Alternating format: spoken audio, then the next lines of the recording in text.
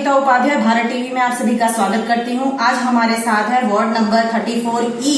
New Seemapuri की निगम पार्षद, हमारी जानी मानी निगम पार्षद मोहिनी जीनवाल जी। आज हम इनसे जानेंगे कि संसद से लेकर के सड़क तक जो अन्नदाता किसान बिल के लिए हंगामा हो रहा है, इस पर आम आदमी पार्टी और निगम पार्षद मोहिनी जीनवाल जी का क्या कहना है। भारत टीवी के इस कार्यक्रम के प्रायोजक हैं येलो ग्रीन। सोच बदलो, कुछ अच्छा ट्राई करो। मैं आपके चैनल के माध्यम से सभी को नमस्कार करती हूँ और सबसे पहले मैं कहना चाहूंगी कि ये जो बिल आया है ये किसानों के हित में नहीं है, बिल्कुल भी नहीं है। इसीलिए हमारे आदरणीय राज्यसभा मेंबर श्री संजय सिंह जी ने इसका विरोध किया है और हम सब उनके साथ हैं। वो आप देखोगे कि उनके साथ दूसरे भी जो अपने हमारे एमपी हैं, जो विपक्ष है, वो उनका साथ देने को तैयार है, क्योंकि इस बिल के माध्यम से अगर सीधी सीधी चोट किसी को पहुंच रही है, वो चोट सीधे किसान को पहुंच रही है, क्योंकि किसान अपने आप को ठगा सा महसूस कर रहा है इस बिल के आने से। आप समझ सकते हो कि किसान पहले क्या करता था, किसान हमारा अपना अनाज मंडी में बेचता था और उसको एक मिनिमम रेट जो है उसके होते थे कि इतने का ही किसान को कम से कम गेहूं जाएगा। लेकिन अब वो ये कर रहे हैं कि पूंजीपतियों को उनका सबको ठेका दे दिया गया है कि किसान से जो गेहूं है या चावल है या जो भी वो फसल बोता है कि उसको सीधा सीधा पूंजीपति लेंगे और वो ये करेंगे कि कम से कम जो किसान को जो बेनिफिट मिलना चाहिए था वो सारा किसान का बेनिफिट वो अपने स्टोरों के अंदर उस अनाज को रखकर वो उस अनाज को स्टोर करके वो अपनी मनमानी से उसके दाम ले सकेंगे दूसरों से, बजाय कि किसान को फायदा होने के ये पूंजीपतियों को फायदा पहुंचा रहे हैं। जी मैडम, आप इस बारे में बताइए कि जो संसद में आजकल हलचल हो रही है, रात भर हो रहा है, संजय सिंह जी पर आरोप लग रहे हैं कि वो मार रहे हैं, मारपीट चल रही है, तो इस बारे में आपका क्या कहना है। देखो, संजय सिंह जी एक क्रांतिकारी नेता है, वो जनता के हित के लिए आवाज उठा रहे हैं। संजय सिंह जी अपने लिए नहीं आवाज उठा रहे, वो जनता के हित के लिए आवाज उठा रहे हैं। और ये जो आरोप लग रहे हैं मार पिटाई, ये काम तो भाजपा का है, ये काम आम आदमी पार्टी का नहीं। आम आदमी पार्टी का तो सीधा सीधा है कि वो जनता के लिए,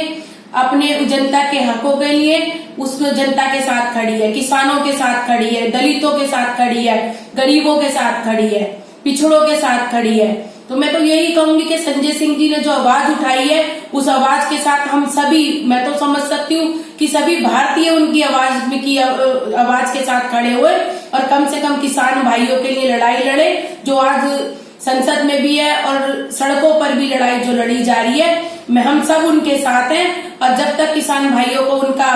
मुआवजा या जो भी उनकी मांगे हैं किसान भाइयों की और जो उनका हक है वो नहीं मिल जाता, हम सब इसी तरह उनके साथ खड़े रहेंगे, इसी तरह लड़ते रहेंगे किसान भाइयों के लिए। क्योंकि जो भाजपा की जो सरकार बैठी है ये धीरे धीरे करके सबको प्राइवेट करती जा रही है। ये समझो कि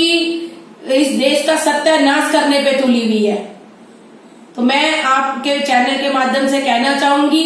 कि आने वाले समय में सभी लोगों को इस चीज का विरोध करना चाहिए, क्योंकि आज अन्नदाता है हमारा किसान। अगर हमारा अन्नदाता ही परेशान रहेगा तो हम कैसे जीवित रह सकते हैं, क्योंकि आज जो हम अन्न खाते हैं उसको किसान ही बोता है।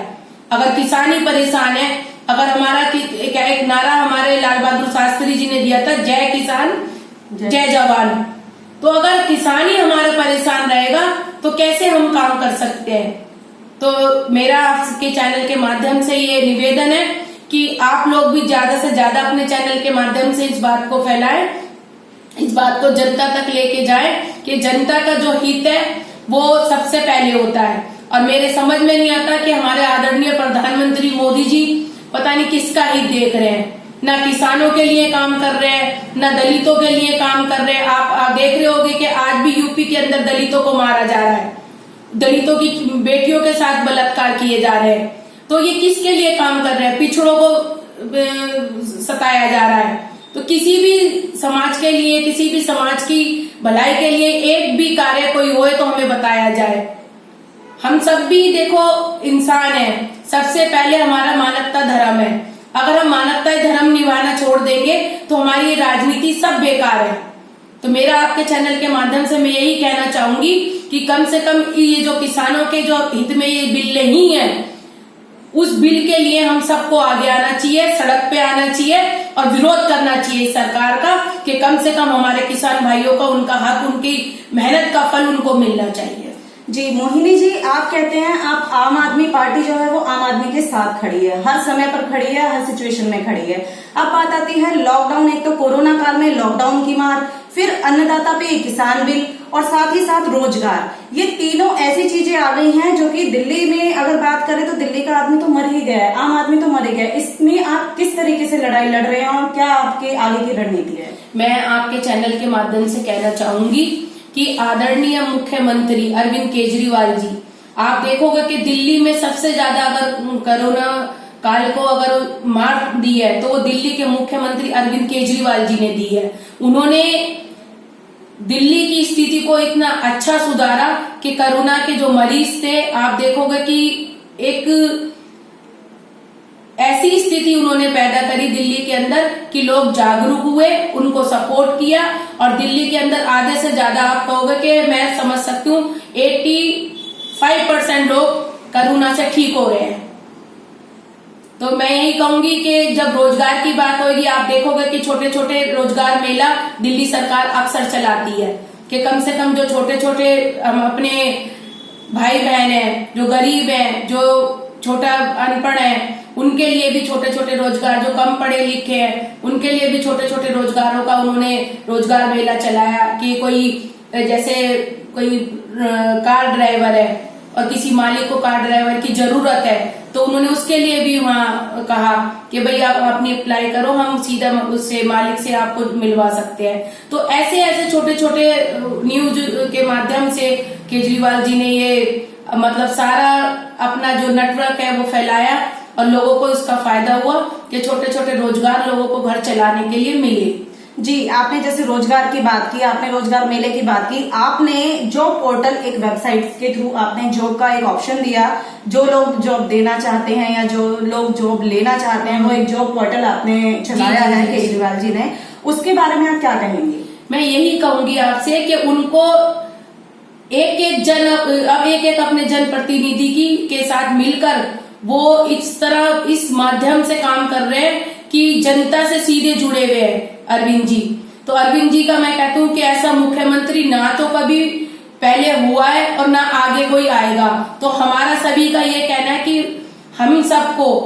जैसे भी हमारे मुख्यमंत्री का जो कहना है कि जनता के हित के लिए ही मैं काम करूंगा, अगर उनको जनता के हित के लिए केंद्र सरकार के पास भी जाना पड़ता है तो वो जाते हैं। आपने देखा होगा कोरोना काल के अंदर भी वो गए, गृह मंत्री से भी मिले कि भी मेरे यहाँ जो भी फैसिलिटी है दिल्ली के लोगों को वो दो।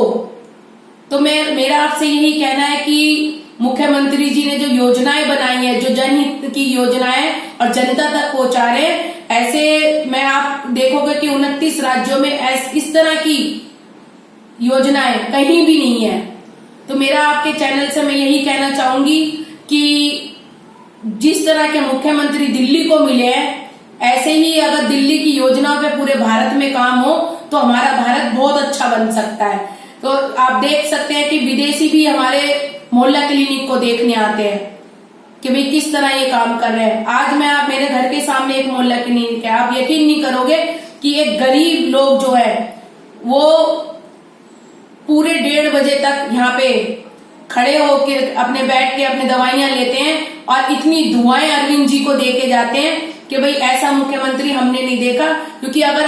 गरीब आदमी अगर किसी डॉक्टर के पास जाता था तो कम से कम 150-200 डॉक्टर की फीस होती थी और दवाई अलग से आती थी। लेकिन आज गरीब आदमी को घर बैठे दवाई का, अच्छे डॉक्टरों का, सबका इलाज फ्री में मिल रहा है, फ्री में उनको लाइट मिल रही है, फ्री में उनको पानी मिल रहा है। तो आप समझ सकते हो गरीब आदमी की जेब पे कितना फायदा हुआ है, केवल अरविंद जी की सरकार की वजह से ये फायदा हुआ है। तो मैं कहना चाहूंगी आपसे भी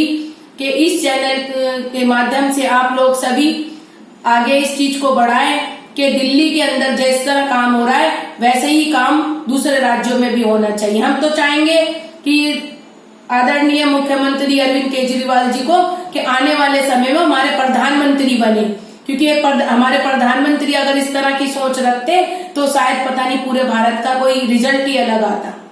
वार्ड संख्या 34E सीमापुरी की बात करें तो आपने इस दौरान अपने कार्यकाल में किस तरह की समस्याएं देखी और किस तरीके से उन्हें समाधान किया? मेरे वार्ड के अंदर सबसे बड़ी समस्या थी कि यहाँ कबाड़े का सबसे ज्यादा काम होता है। मेरे यहाँ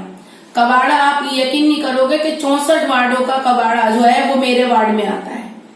मैंने कई बार सदन के अंदर इस बात को उठाया, अपने वार्ड कमेटी में भी उठाया, लेकिन होता क्या है कि वो 3 साल से मुझे रेगुलर के हाँ जी कर रहे हैं, लेकिन उस काम को एमसीडी नहीं कर पा रही थी। लेकिन मैंने क्या किया कि अभी डीसी के खिलाफ धरना दिया कि अगर मेरे वार्ड के अंदर ये तार जलाए जाते हैं, कबाड़ियों का कब्जा है पूरा 3 रोड पे, अगर ये काम नहीं हुआ तो मैं डीसी के खिलाफ मैंने धरना दिया। डीसी को कहा कि मैं कोर्ट में जाऊंगी और दिल्ली पुलिस के खिलाफ भी जाऊंगी और एमसीडी के खिलाफ भी मैं कोर्ट में जाऊंगी अगर मेरे यहाँ की इस समस्या का समाधान नहीं मिला तो। जी, आप देश भर से क्या अपील करेंगे इस किसान बिल को लेकर या कोरोना काल को लेकर के, आप ये बताइए। मैं देश भर से हाथ जोड़ के मेरा प्रार्थना है कि आप सभी इस किसान बिल के साथ आइए और जो इस किसान बिल के अंदर जो खामियां हैं सरकार की, केंद्र सरकार की जो खामियां हैं उसके प्रति अपनी आवाज उठाइए और आवाज उठाओ, चाहे हमें संसद के बाहर खड़े होके, क्योंकि संसद में तो हमारे आदरणीय एमपी श्री संजय सिंह जी लड़ाई लड़ रहे हैं। हम सब भी उनके साथ वो संसद में लड़ेंगे, हम सड़कों पे लड़ेंगे और हम जनता से मेरी अपील है कि हमारा साथ दें और इस बिल को पास ना होने, उन्होंने जो पास किया है इतना मजबूर कर दे इस केंद्र सरकार को कि वो इस बिल को वापस ले और किसान हित के अंदर इस बिल को दे। जी, ये थी हमारे साथ वार्ड नंबर 34E की निगम पार्षद मोहिनी जीनवाल जी। इन्होंने कहा कि हम लड़ेंगे किसान बिल पर संसद में भी और सड़क तक। जो किसान बिल है, आम आदमी पार्टी जिसके साथ खड़ी है, आम लोगों के साथ खड़ी है, अन्नदाता के साथ खड़ी है और हम हमेशा जब तक हैं लड़ते ही रहेंगे। और हमारा सपना सिर्फ दिल्ली सरकार, दिल्ली में ही नहीं पूरे देश को समर्थ देना है, साथ देना है।